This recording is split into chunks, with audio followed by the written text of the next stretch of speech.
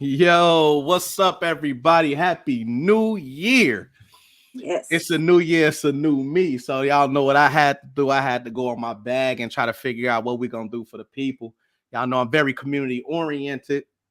And matter of fact, if you don't know who I am, I'm DeAndre Rudis, Professor Rudis for this particular platform because it's all about education. Now, in educating y'all this year, one of the things that I would like to do is also give my money away. So for those that are actually viewing this content, if you like the content, subscribe to my YouTube, which is my name, DeAndre Rudis, and you also like it, and then you share it with another person, and you comment, I will be giving away $100. Now that's four things I asked you to do. I asked you to like, comment, subscribe, and share. $25 per, but you got to do the whole thing in order to get the whole thing. You hear me? So, with that being stated, we're going to bring you these episodes of Professor and Friends where we're going to connect with subject matter experts, various subject matter experts across all type of industries so that we can bring some entertainment and some education to our folks. And again, you do those, you got the money. This time around, though, we have somebody that's providing a service. So one of the things we're going to do, especially as we support and we buy black around here, we're going to support our entrepreneurs that's doing their thing. And we're going to bless Angel, Miss Angelesha Jones of Golden Angel Management with the $100. That said, if anybody that's listening is a person that is trying to start a business or in business currently, then you do those things that I mentioned from the outset. She will be giving you an hour of consulting. So that's how we're going to do that thing. We're going to do that the whole year long. So as long as you tune in, you got the money. Unless it's a service, then I'm going to support the person that I'm bringing on, and we're going to provide them with the money. So I'm going to drop that a couple times throughout this particular show so that y'all can understand what we doing and how we doing it. That said, I ain't going to hold it no more longer because I know Angelesha is anxious to introduce herself to y'all. And so with that, I'm going to go ahead and ask, first of all, say Happy New Year to you, and then ask you to go ahead and introduce yourself, Angelesha.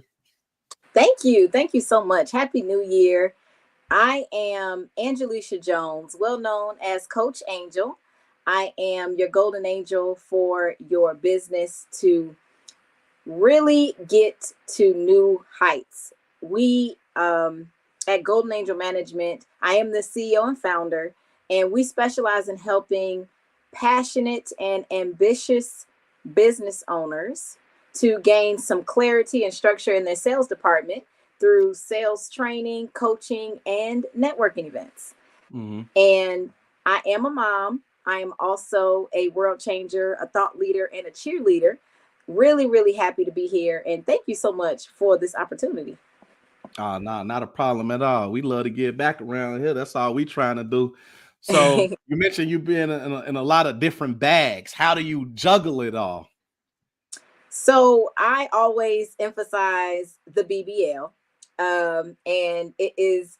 We like those. We like those sometimes. You know, if the legs is together, if the legs go with it, you know.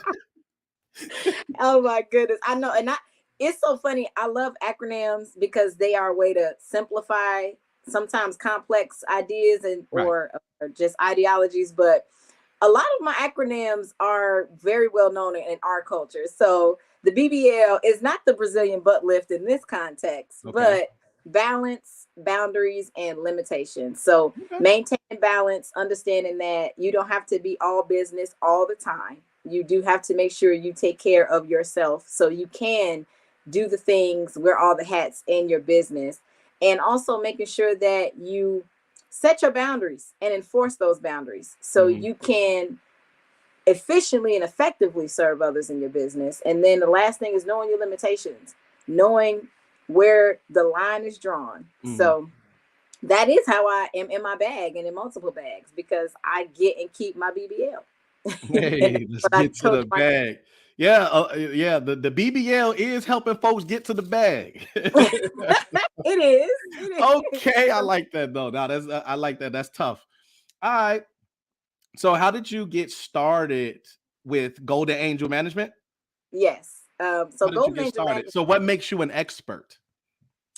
I'm an expert due to me being on both sides of entrepreneurship, employee, and even starting in the nonprofit space. So I didn't even believe I was going to be an entrepreneur. This is not something that, a lot of business owners are like, I always want to be an entrepreneur. I was an entrepreneur since I was a kid selling lemonade or something. That's not my story. I actually got started out of my journey in parenthood. I wasn't able to have kids due to my reproductive organs being damaged. And I believed I wasn't able to have them with my first husband when I was just 18.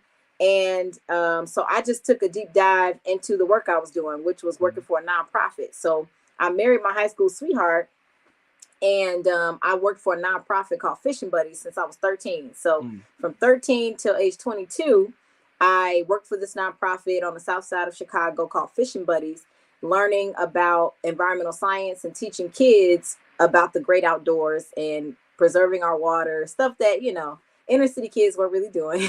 And I really advanced with that company. So I started at 13 volunteering, got hired at 15. And by the time I was 18, I was one of their youngest administrators, really understanding grant writing and programming and hiring, firing, and all of the things as it relates to operating a business. So I got pregnant when I was 22 and realized that I knew how to start and grow a business and have it operating efficiently, but I didn't know how to manage money.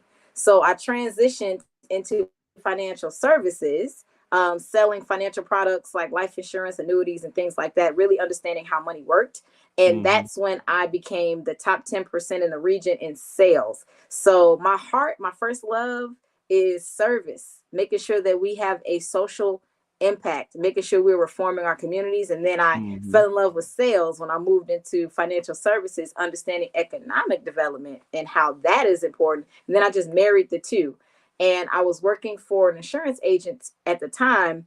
And I realized that I wanted to be present with my son. I had my son, and after, of course, having the blessing and miracle of being a mom, after believing I couldn't, I saw that I was smarter than I thought and stronger than I knew, and I could accomplish whatever I set my mind to. And I started Golden Angel Management. My son's name is Golden because he's my golden child. And then he really was the inspiration behind me starting Golden Angel Management, because I wanted that time freedom. I wanted that freedom to really choose how much money I made and be in control of a legacy that I could leave to him.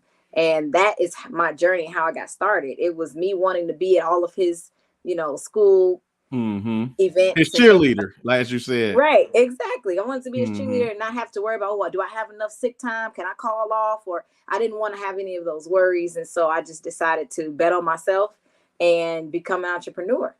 And that was how I got started.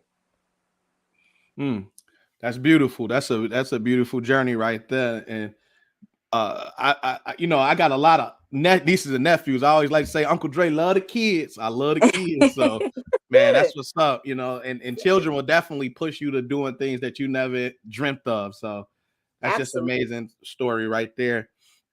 But one of the things about go ahead. Were you gonna say something? No, I just wanted to add on there. I left a major part out, right? What made me an expert is that I was doing coaching for free. Okay. For years. So I was already helping business owners improve their operations, increase their sales, get more structure in their business, gain more clarity with their business mission. And I just wasn't charging for it because it was what I was passionate about doing. I just love what I do. I love doing that. So it wasn't until my son was born and so many people started reaching out to me to help them because they saw what I was doing with other business owners, helping them coordinate, plan, and be strategic with their operations. And it was becoming overwhelming. It was like, I'm doing more free work for you all than I am, with the things that I want to do with my son and then the job. So it was like I didn't have enough time. And then I'm like, this is clearly something that people are willing to pay for and they need. So that's when Golden Angel Management really was started as a business, because it was a hobby at first. It was just a hobby. I liked to help people. And then when I saw that it was a need and I saw that people were willing to pay for it, I'm like, oh, this is something that there are coaches out here making a lot of money doing what I'm doing for A free. ton of money. That's a fact. So, Yeah. and so here we are. I wanted to solve the problem of helping business owners get more Yeah. structure in their business and align it with their mission, vision, values, and purpose as a business. And that's what makes me an expert, because I've been doing this for years and I've only Okay. been getting more and more experience. Of course, I consistently develop my skill set and learn and invest in my development as it relates to business coaching and business development. Okay. All right. Beautiful. So one of the things about one of the things you mentioned was going into finance for a bit, and really that being a spot for you that you found because you didn't understand it yourself.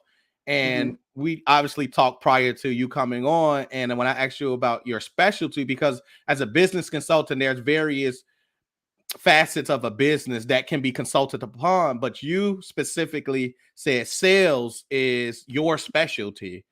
Is Yes. it because of the financial background that sales became a specialty, or do you find that that's one of the biggest challenges for most entrepreneurs or Well, business owners?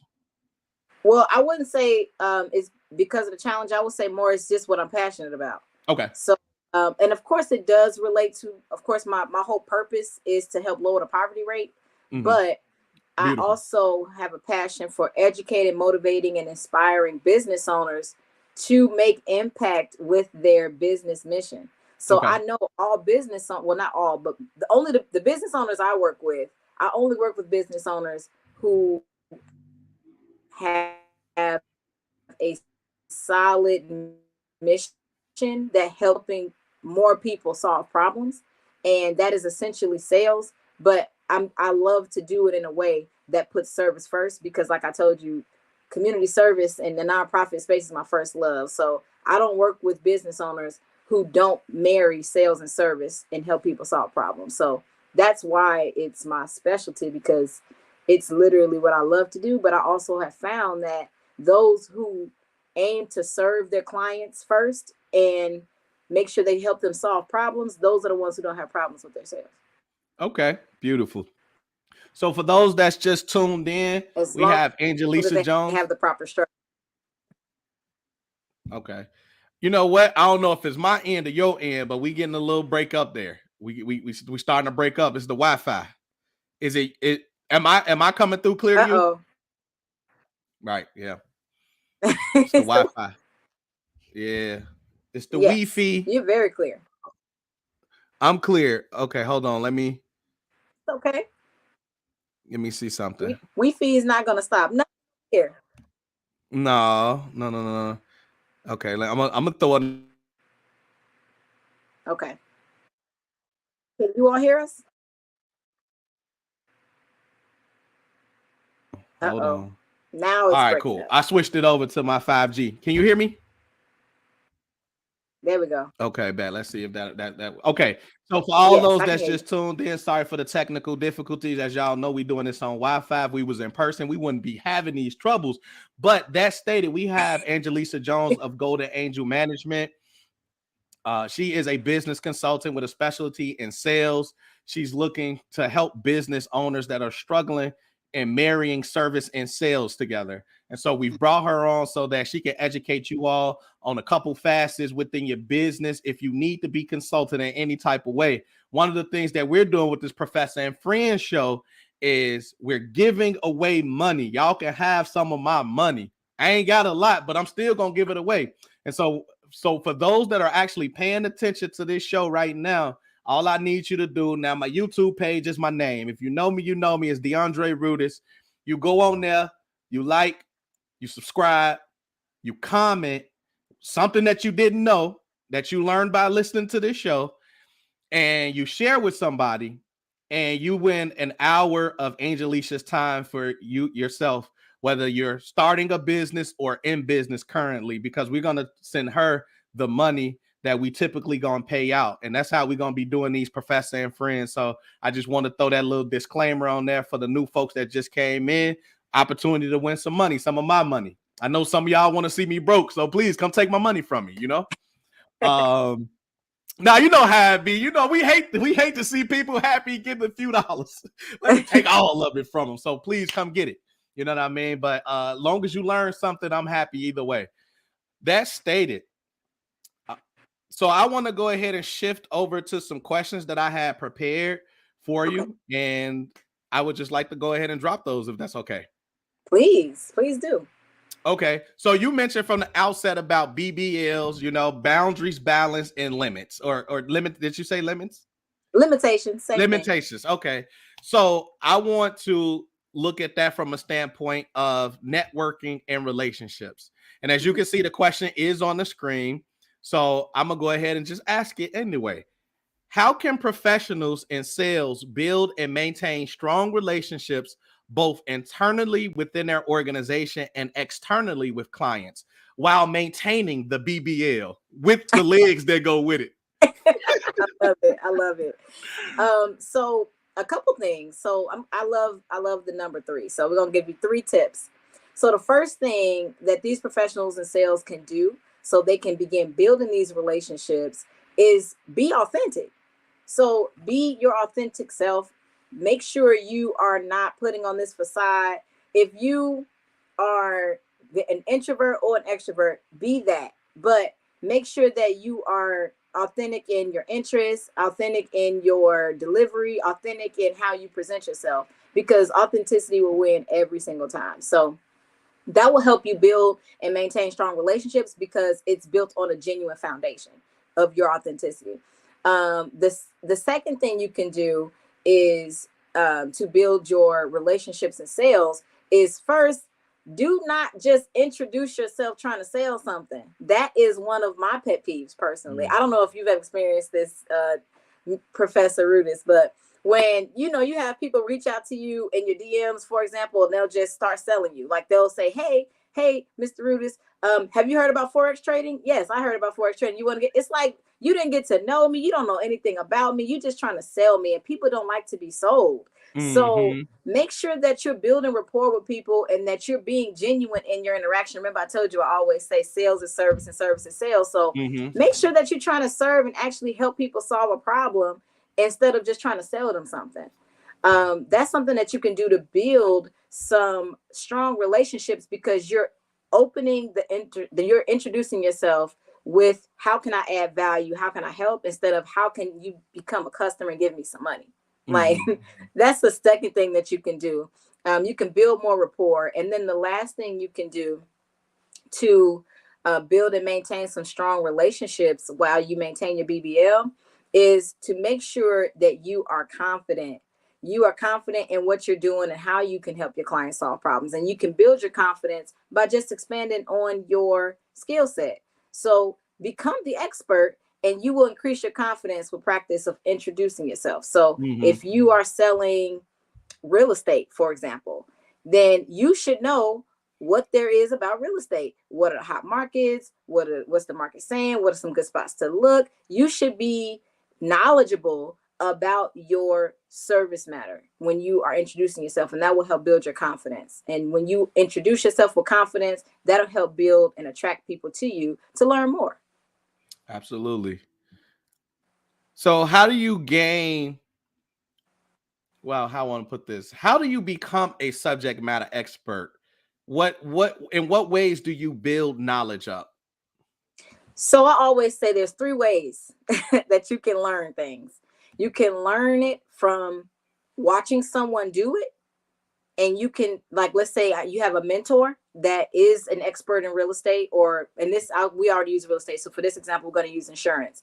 You can build a relationship with a mentor who's an insurance specialist and they have an insurance agency and you want to sell insurance. Well, you can invest in this mentorship and watch them help people with insurance. So that's the first way. The second way that you can become an expert or learn, I should say, in your field is by actually doing it, failing forward.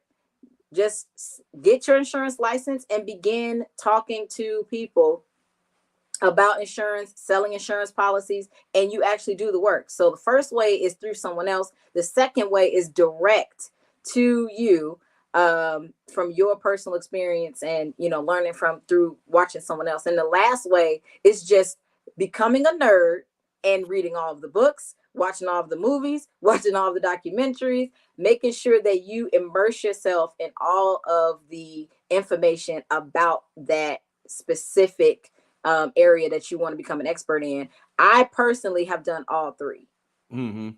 to become an YouTube expert. University is there too. Exactly. I thought you was Video gonna throw that YouTube. YouTube University Well, out there. that's in the same category as watching the movies and the videos. Fact. I hear you. That's what I meant, y'all. Respectfully, I hear you. Mm-hmm. Okay. So I was trying to see if maybe that was something I can link the next question to, but you know what? I don't, with what I got laid out for you, I don't have anything necessarily that's gonna link it. So I'm just gonna throw something out here like this. We're gonna Okay. talk about sales success. Let's talk about being successful in your organization. So what would you say are some key performance indicators that you'd recommend businesses use to track and measure the success of their sales efforts? So the great thing I love about sales is that it's very specific and the results are either there or they're not. Are you making money or are you not making money? It's very clear. So Mm-hmm. some KPIs that you can track to measure your success in your sales is first your efforts. What Mm-hmm. are the efforts that you're putting in to generate more sales? How many networking events are you going to? How many sales calls are you making? How Mm-hmm. many connections are you making in your everyday routine? So in order for me to become the top 10% in the region in sales with the insurance agency I was with, I was always on it. And when I say always on it, I mean when I'm at the gas station, the person at the pump across, they know who I am and what I do, and I'm giving them a quote. Like when I'm in the line at the grocery store, the cashier, do you have life insurance? You probably don't. Let me you know what I'm saying? I was always on. So I'm making sure that I'm always engaging in building relationships, building connections, and everybody knows who I am and what I do. So one thing you can track is those engagements. How many new engagements are you producing? How many prospects are you gaining? And then the Mm-hmm. second thing is your conversion rate. You need to be tracking that. If you're talking to 10 people, how many of those people become a client with you? And you need to know that number so you can know where you can focus on as it relates to practicing and maybe some objections that you need to rehearse. And then the last thing that I would label as a KPI or key performance indicator that a lot of people are not going to like to hear. Okay, so go ahead and prepare yourself. Okay, you're not going to like this, but you have to role play and practice. It's going to be uncomfortable. It's not going to be fun, but you have to practice. You practice how you play. So grab your spouse, grab your friends, y'all gossiping and talking about, I don't know, whatever. Okay, hold on. So you mean to tell me I walk up behind my spouse, I grab her by the waist, whisper in the ear, "What's your sales like?" So that's how I'm coming with. If that's how you That's want to what the start role it, play about, huh?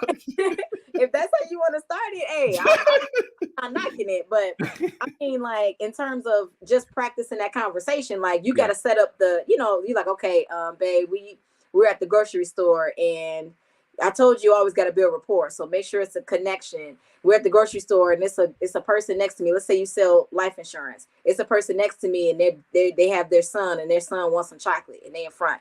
So you probably make a joke about the chocolate, how the baby like chocolate. You find out the baby name, how old they are, and then how are you going to transition that conversation into a conversation about, well, if something happened to you tomorrow, will your son that wanted that chocolate be set for the rest of their life financially?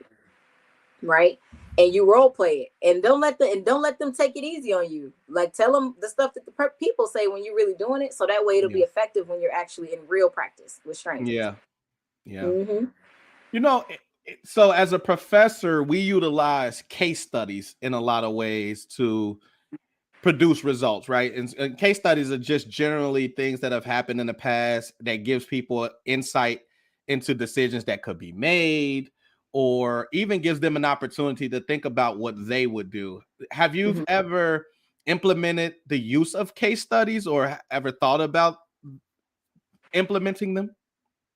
So how I use case studies is primarily my experience. Like I do, like I said, I practice all the time with introducing myself to people and really building relationships, understanding who they are, what they do, and to make sure they know who I am and what I do. And so I'll say, okay, what was their objection? What were they interested in? When did they lose interest? So I literally just am like documenting data from interactions every day, but also the case studies of the past. So like I've invested in sales training for myself. And so a lot of that data comes from, of course, case studies from them understanding like conversion rates, for example. So a general rule is if you have a conversion rate, if you talk to 10 people and one of those people become a client, that's a pretty good conversion rate, 1 out of 10. But you had to have 10 genuine connections. So we do case studies in that scenario where we will go based on statistics of conversion rates, but also you have to go based on your in sales is different because it's industry specific, and then it's also specific to who you're prospecting. So like an insurance agent may not have the same data for their case study as a beauty salon owner. So like the data may be the same, but it wouldn't apply to both of us the same because our market is different. So I wouldn't say I personally use case studies a lot, but what I do is track the data for my interactions. So I will always be, like I said, looking at the conversion rate for my clients. How many sales calls am I making? How many of those sales calls can I really like delegate to other people, because they, these are hot leads, these are warm leads, these are cold leads, and then, delegate them accordingly. So I would say the case studies are more so for right now in the present, because if I have a new sales rep that comes on board, I'm going to go based off what they do. And I won't know that until they actually do the work and I can track the data. So I would say I don't really use case studies in my profession that much. I got you. No worries. Case studies are very academic, obviously, and I do come from an academic mindset, and so I really just enjoy utilizing the case study that gives people an opportunity to use probably both sides of their brain, right? You have to be logical and creative about how you're going to approach these situations that you may not have encountered, but may in the future. Or, just give a peek into some of the things that people have done to be successful, to answer the question in front of them, if again they've never had certain experience. So that said, let me do this real quick. I just want to call out once again. I see that the numbers are steady going up in terms of the viewers.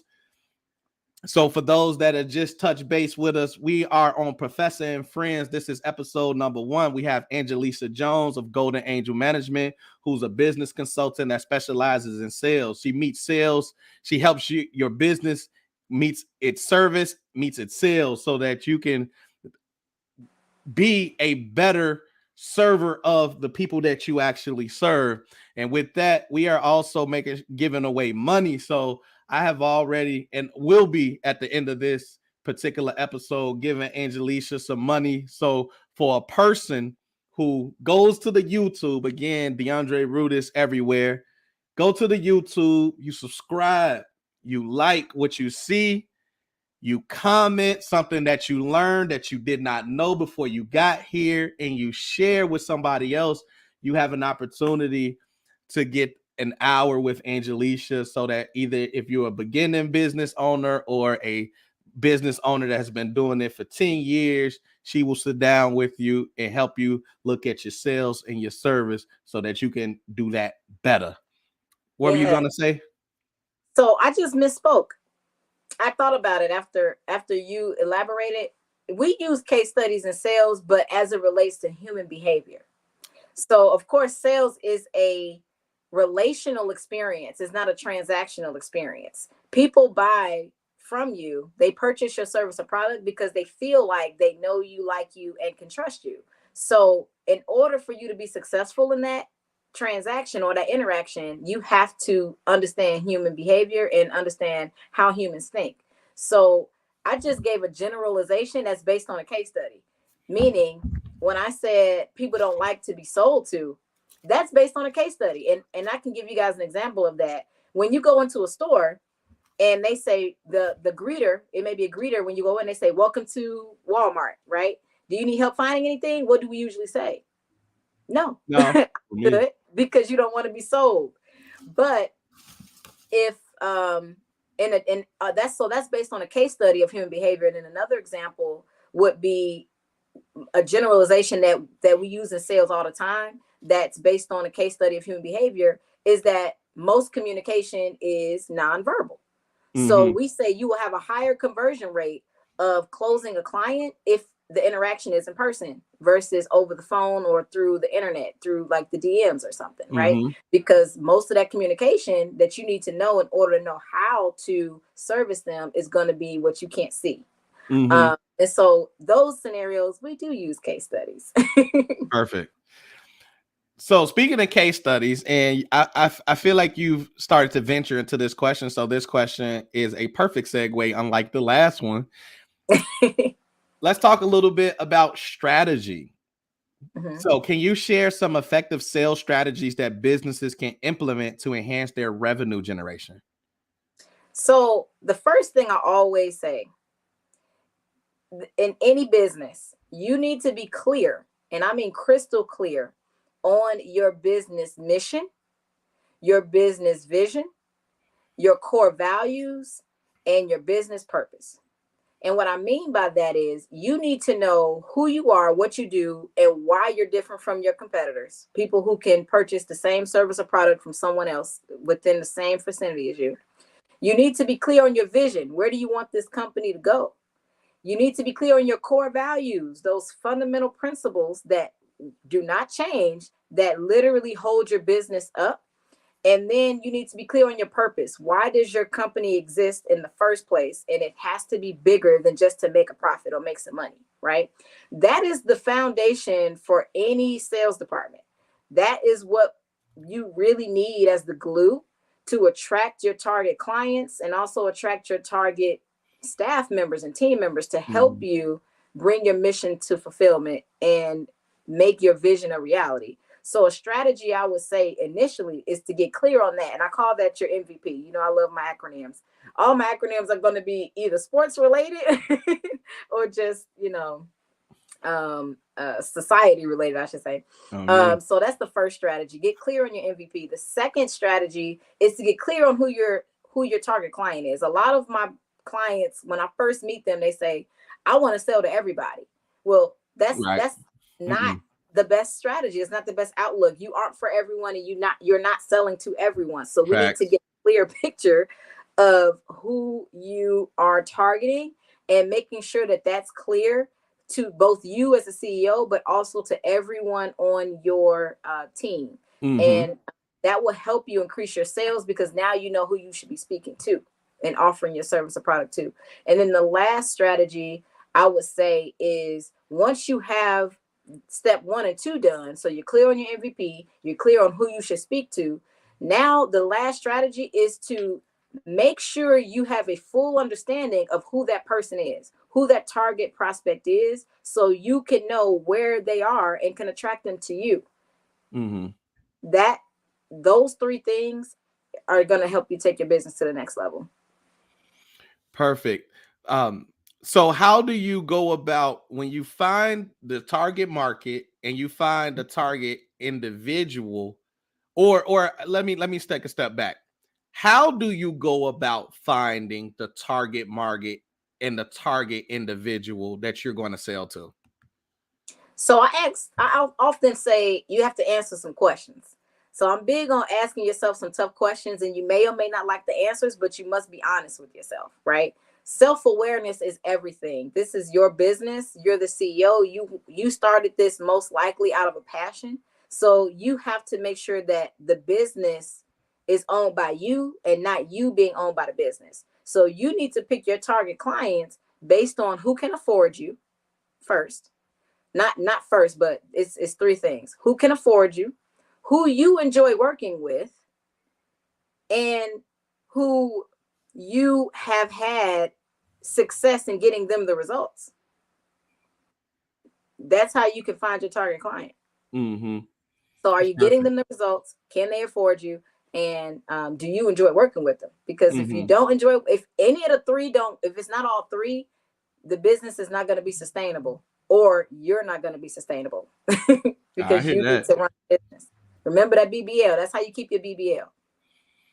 For those that just came in, the BBL is what? Balance, boundaries, and limitations. Yeah, and we ain't so and if the legs don't match, we ain't talking about that. Exactly. We talk about the ones that scoped it perfectly. Mm-hmm. All right, so obviously in sales, you are going to come up against challenges. Even with these strategies, people can implement them in the most perfect of ways and still find some issue with the way that they are conducting their business. So to Mm-hmm. that point, I want to ask about challenges in sales. So what are some common challenges that businesses face when it comes to sales, and how do you typically address them in your consulting role? So the main challenge that a lot of people find in their business is a lack of structure. That's the main challenge. They don't have structure. Everything, they're all over the place. They have no real clear picture of how to do things in an efficient and effective way without them being overwhelmed. So, how I address that is, of course, going back to those first three steps. We go back to the board, to the drawing board, and say, what's your MVP? Right? And then the second thing is we say, okay, this is your MVP. Now, who do we want to sell or offer this service or product to? So we get clear on our target client. And then lastly, we end up working on them. Well, that's I wouldn't say it's lastly, we do it at the same time, but when it comes to your sales, another challenge is your relationship with sales, what you believe sales is.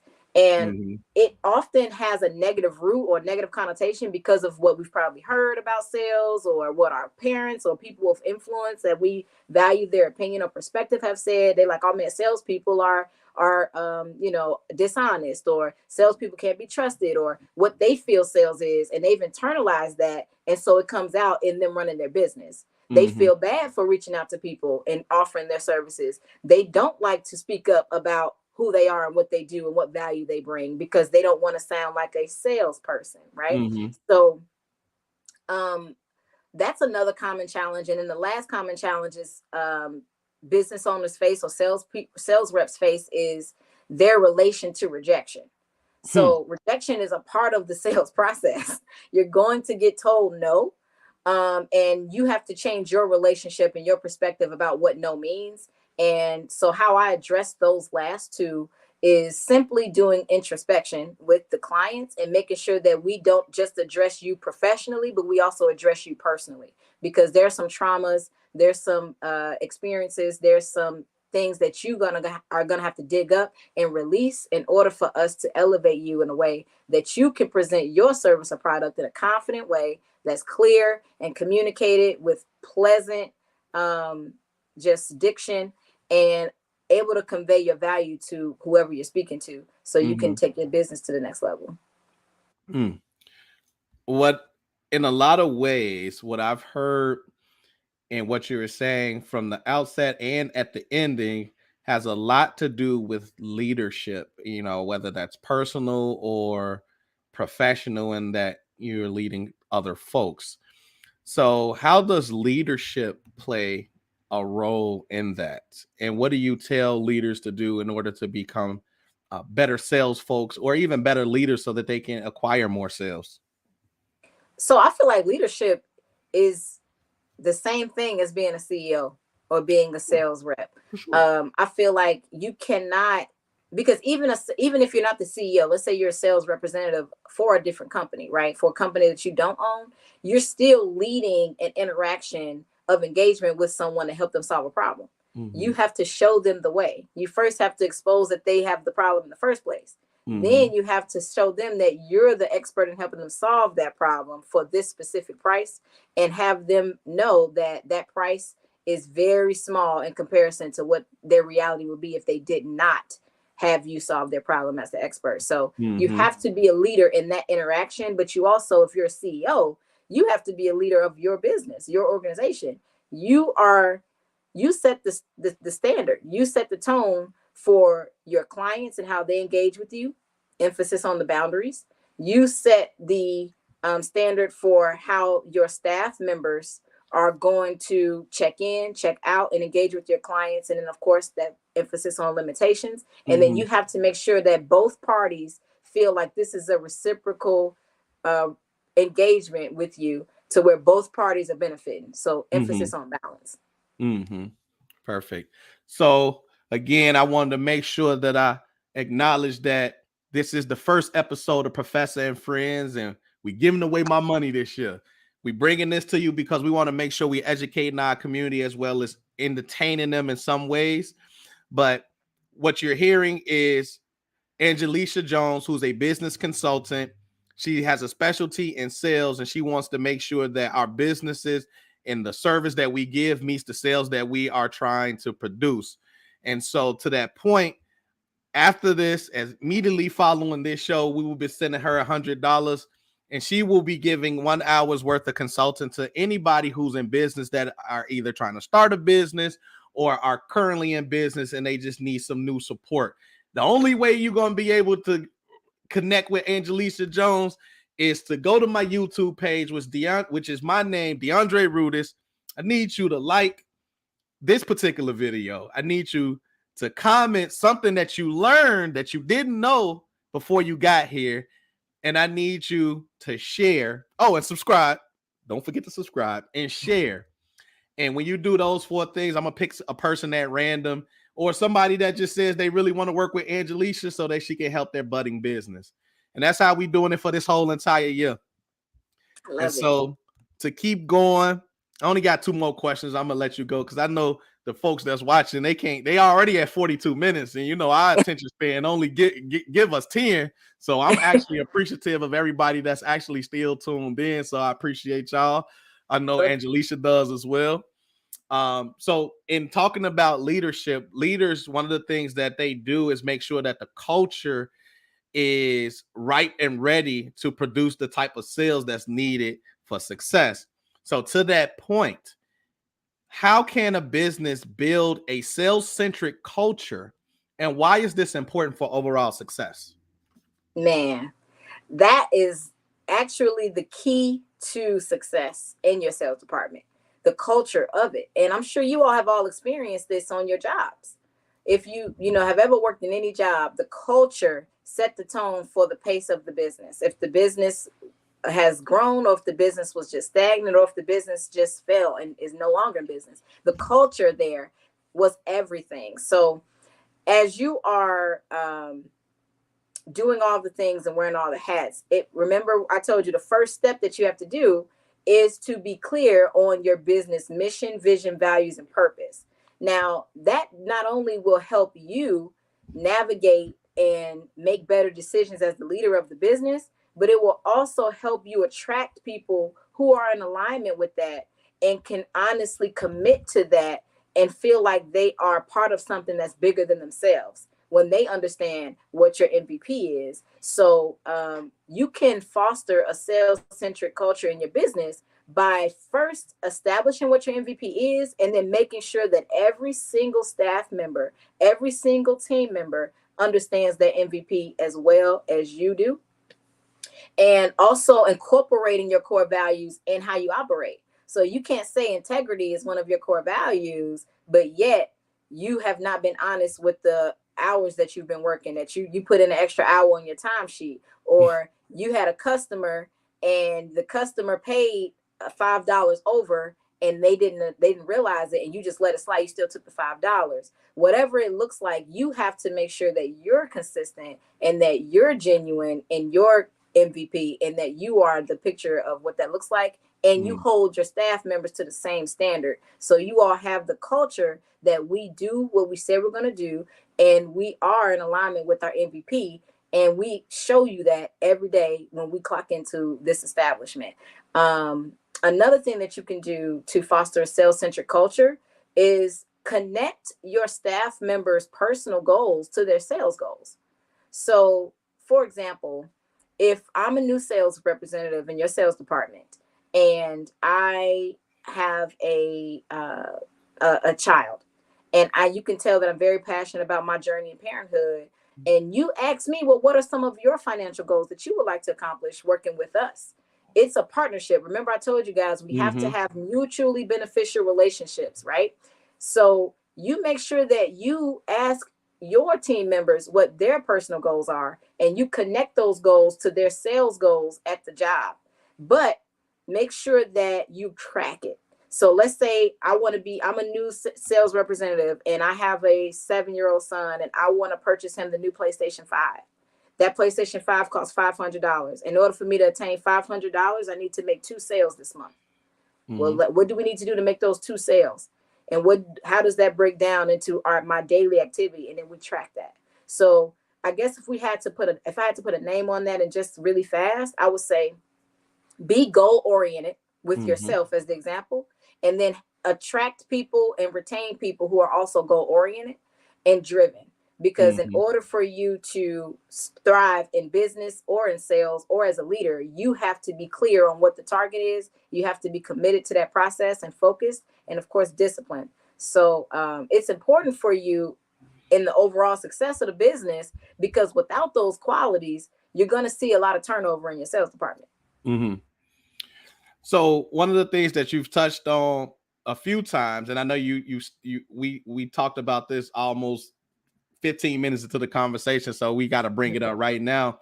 I want you to talk about the acronym MVP and how does that, how do you figure out what the MVP is and how do you cultivate that? So for you all who just tuned in, so MVP is your business mission, your business vision, your business values, and your business purpose, right? So you create your MVP based on these definitions. So I'm just going to summarize them for you. So your mission, who are you as a business? What do you do? And how do you stand apart from everybody else? So I'm going to use Golden Angel Management as an example, right? So we are a business development firm, and we specialize in helping financial service professionals gain some clarity and structure in their sales department through sales coaching, sales training, and networking events, right? That's our mission. Now, your vision is, where do you aspire your company to go? So now we know what you do, who you are, and why. We need to know where you're going with this, right? So Golden Angel Management, we're a business development firm that is helping lower the poverty rate in our community and having a direct impact in economic reform. So we are working to lower the poverty rate over the next 10 years so we can have an impact as it relates to everyone in our community growing together and taking their business to the next level. That's where we're going. And we're going to do that by being franchised in every major city in this country.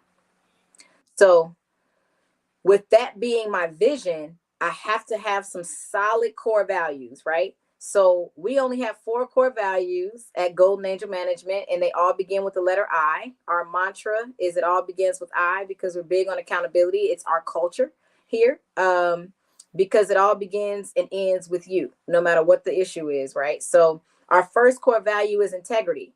All of our sales trainers focus on marrying sales and service through integrity.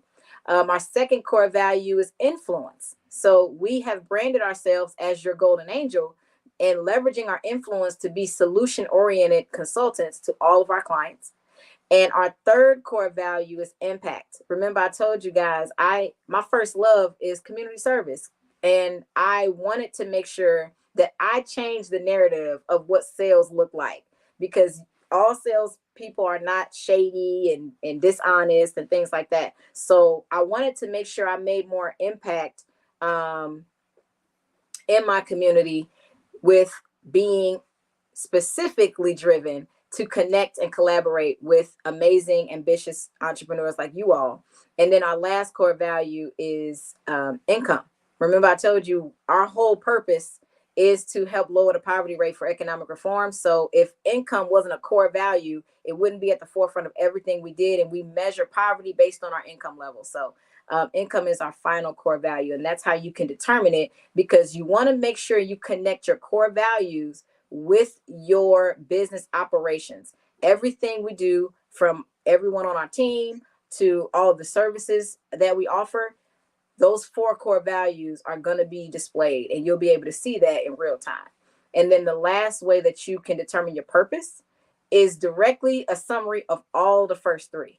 So our purpose is to educate, motivate, and inspire ambitious and passionate entrepreneurs for economic impact.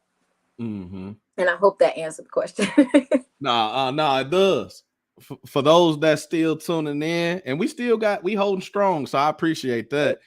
I know y'all just got a hell of a summary about what an MVP is. And if y'all take what she just said and apply it to yourselves or your business right now, you be Derrick Rose. You be Derrick Rose when he won MVP, man. Because listen, she just dropped quite a few jewels there. One of the things you talked about that income is something that to me is where we as a community struggle at mightily. For whatever reason, we don't feel worthy enough of making some bread in this world of abundance. But that is for another professor and friends, because we're going to bring some folks on that's going to talk about building some wealth in real ways. And we're going to make sure that we do this thing in a proper and mighty way so that folks this year are going to get a ton of education from situations like this one right in front of y'all. That said, we have one more question, and I ain't going to try to hold you that much longer, because even high school class is 55 minutes and we at 51. so we just came off a pandemic not too long ago, and people are still shifting in the way that they are actually responding to the newer environment. So adaptability is something that comes with all businesses, and sales are no different. So how important is adaptability in the world of sales, and what strategies do you recommend for businesses looking to adapt to changing market conditions? Very important. If you don't, wait, I think you breaking up. Either I'm breaking up or you breaking up. Wait, you breaking up? You're breaking up. You will be out of business. Wait, you're breaking up. Wait, you're breaking up. We must evolve.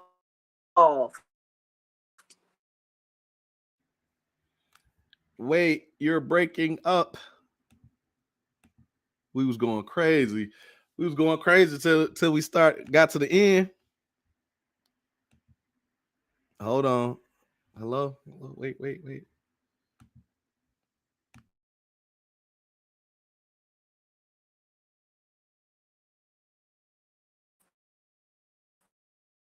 If it's my Wi-Fi. Hello? Yep.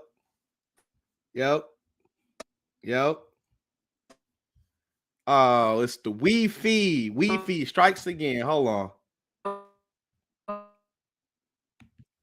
on, y'all. The Wi-Fi going nuts. Hold on. I had to I had to take her backstage for a second so that I could try to figure out what's going on. I don't think it's my end. I think y'all can hear me clearly. If y'all can, though, give me a thumbs up or send a comment and say, yeah, we can hear you pretty clearly. That way we can go ahead and wrap up this last part of the show. We just had one last question, so just be patient with us while we figure this last little piece out. Just be patient with us. Okay, let me see. Let me try to. Okay, Angel. Yes. All right, we back. Okay. Oh my God, like you was breaking up something terrible. I had to put you in the back room. Oh no, am I good now? Yeah, you good. Okay. Okay. Oh, thank God. Okay. So I mean, you was going too. You was going, and I was just like, hey. Okay. So, for purposes of being able to break this down into smaller, digestible viewing videos, I'm going to read this question again and you can give me the answer. So, how important is adaptability in the world of sales, and what strategies do you recommend for businesses looking to adapt to changing market conditions? So, adaptability is extremely important due to us evolving as human beings. Remember, I told you guys, human behavior is the root of sales because it is a relational transaction. So, as humans evolve, and we've seen this even in our everyday lives, how your mom makes purchasing decisions is different than how your grandma makes purchasing decisions, and it's different than how you do. So as we are changing and humans are evolving, we have to adapt and adjust, right? So some strategies that I recommend for businesses that look to adapt to changing market conditions is, first, inspect what you expect. So remember, I told you guys you need clarity on your target client. Well, you need to be obsessed with that target client. If your target client is a 27-year-old African American male, then you need to know how they think, what they value, what they think is cool, what they think is interesting, what their hobbies are, what type of music they listen to, what type of colors will really pop out to them, because all of that will make a difference in how you will attract them to you. Another thing that I would recommend is for you to track the data. So maybe when you first opened, your target client was a 27-year-old African American male, but now you're 10 years in, and based on the data, your target client has shifted to a 40-year-old woman who's Caucasian. So you need to make sure you're tracking the data. So those are two things, some strategies that I can recommend for you right now, without knowing any of your businesses specifically, that you can help keep your business in business through all of the changes that happen over time. Perfect. That's a good way to go. Let me see. We got one comment. Let's see what this. Okay, we got one we got one question for you. We got one right before the bell. Right before the bell about to ring. So the question is, how do you get this type of data? The data for how to adapt and adjust? I suppose. Do you want to elaborate a little bit on that question, Trinice? We're gonna wait for her to respond to that. Let me do my I gotta do two things while she's redoing the question. One, you got Cash App? I do. All right. So it's actually Angelesha Jones. Okay. So we're gonna do this. We're gonna do this right now. Angelesha? Oh, yeah, Angelesha Jones. Nah, Angelesha Jones. We standing on business. Listen, as I said, this Professor and Friends, this is the first episode. This is a new endeavor that we're undertaking. We all about educating and entertaining our community at the same time. And so one of the things that I'll be doing as you see these episodes launching is giving my money away. So for those that are watching, we have Angelesha Jones on today of Your Golden Angel Management. She is a business consultant with a specialty in sales. She helps to marry your service and your sales. So if you are a budding business owner or somebody that has been doing it for 10 years and you just need a little bit of help, then we got Angelesha on the case for that. You can go back and watch this whole video and try to get some tidbits, or you could go to my YouTube page, like the page, subscribe to the page, share the page, and comment something that you learned that you did not know before you got here, and you can win an hour with Angelesha to help you and your prospects. And before we end this stream with this question that is being asked, I am sending over the bread. Over the bread. I'm gonna make sure I because you know our people be acting a fool. Hey, listen, thank you. It's there. Listen, all you gotta do is what I just said, do, and you got that hour. Easy. So before we exit, we had a question for you. So she says, how do you get the type of data for tracking the average consumer? Oh, okay. So you will actually have to incorporate some systems in your business that tracks it for you. So there are some technology systems that you can now it usually you have to pay for them, but they will track the age of your clients, the demographic, like where they're located demographically when they purchase from you, or you can give surveys to get the data. So those are two ways that you could track your consumers in your business. And another resource, I'm sorry, one more thing that I thought about. Another thing you could do is invest. Now, this is completely free. If you live in Chicago, it's really free for you. If you have a Chicago library card, there are some resources that you can look up on a computer, and it will give you some data on your target demographic. And we can definitely talk about that in your consultation. On me. So Nico said, how do I ask a question? Well, you just type out the question, then you can just ask it. And your comments were definitely seen. So I just want to make sure that you can see, because we put this on the screen.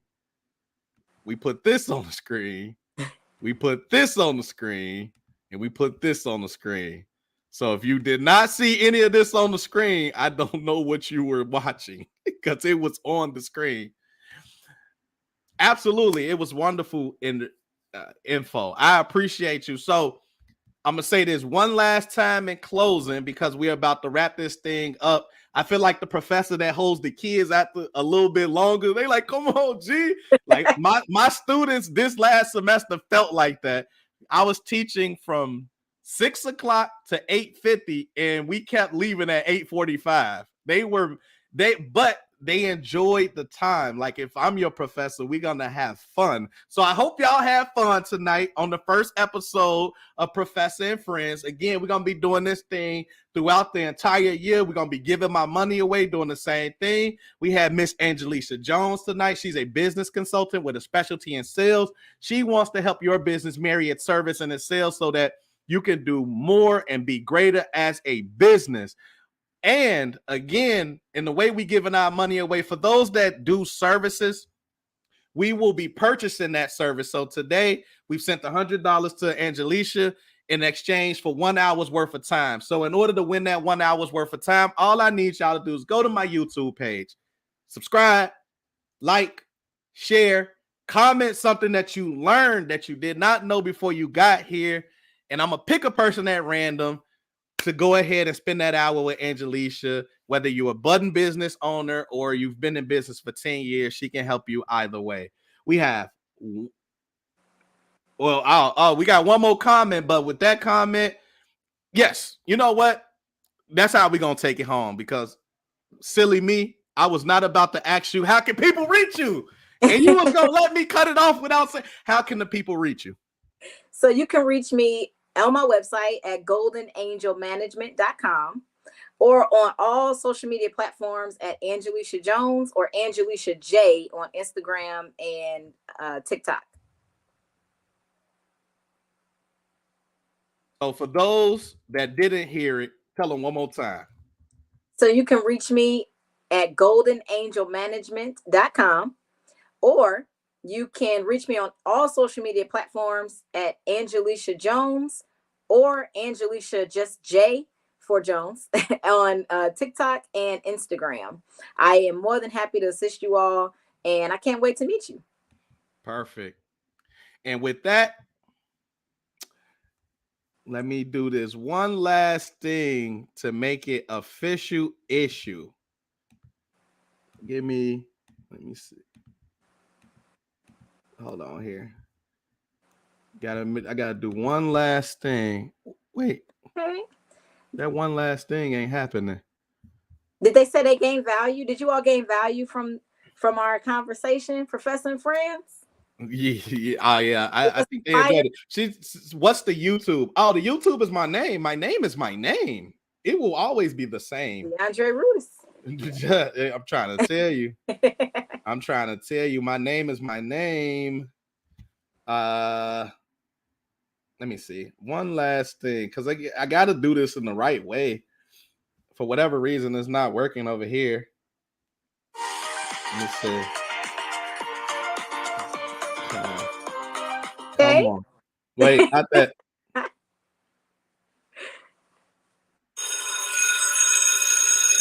That's it, y'all. See y'all later. Classes. Thank you so much.